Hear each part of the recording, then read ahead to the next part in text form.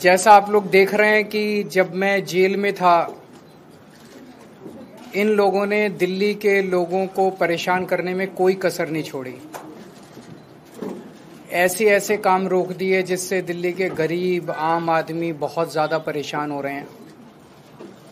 इन लोगों के लिए दिल्ली के लोग एक राजनीति का हिस्सा हो सकते हैं, पर मेरे लिए दिल्ली के लोगों के साथ मेरा अलग रिश्ता है। दिल्ली के लोग मेरा परिवार हैं। दिल्ली के लोगों को मैं तकलीफ़ में नहीं देख सकता। दिल्ली के लोगों का बहुत एहसान है मेरे ऊपर। तो जब से मैं जेल से निकला हूँ, तब से मेरी कोशिश है कि जितने रुके हुए काम थे, जो इन्होंने मुझे जेल में डाल के इन लोगों ने दिल्ली के काम रोके, दिल्ली वालों को परेशान किया, दिल्ली वालों को तकलीफ़ दी, दिल्ली वालों को सताया, दिल्ली वालों पे अत्याचार किया, वो एक एक करके हम सारे काम दोबारा शुरू करा रहे हैं।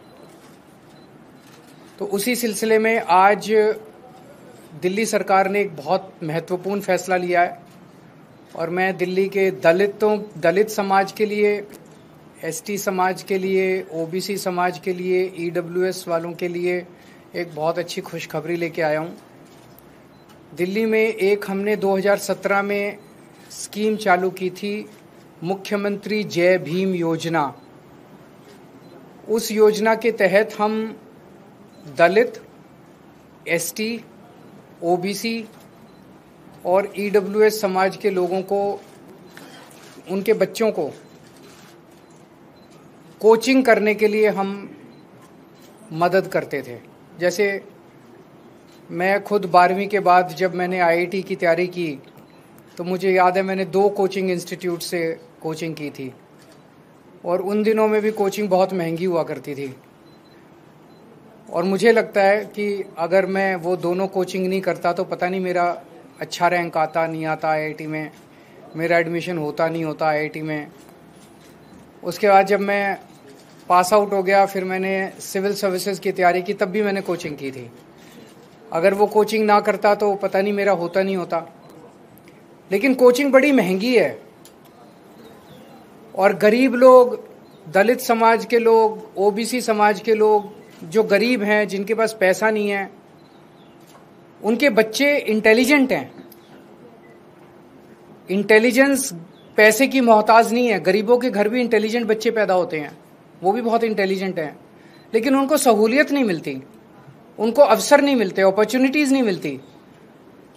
हमारी सरकार का मकसद है उनको वही सहूलियतें दिलाना, उनको वही अवसर मुहैया कराना जो अमीरों के बच्चों को मिलते हैं, जो मुझे मिले थे जब मैं पढ़ रहा था।